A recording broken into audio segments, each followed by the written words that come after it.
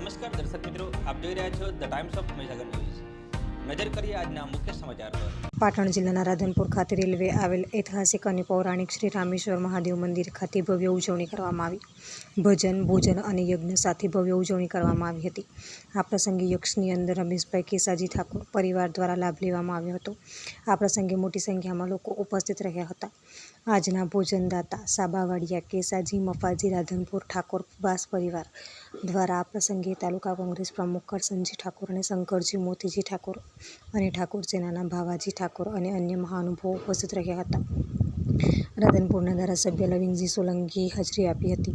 ભજન અને ભોજન યજ્ઞ યોજાયો હતો। આવેલા મહેમાનોનું ભવ્ય સ્વાગત કરવામાં આવ્યું હતું। આ પ્રસંગે આવેલા તમામ મહેમાનો માટે ભોજન પ્રસાદની વ્યવસ્થા સાથે ભજન, ચા, પાણી, નાસ્તોની વ્યવસ્થા સરસ મજાની કરવામાં આવી હતી। મોટી સંખ્યામાં લોકો ઉપસ્થિત રહ્યા હતા।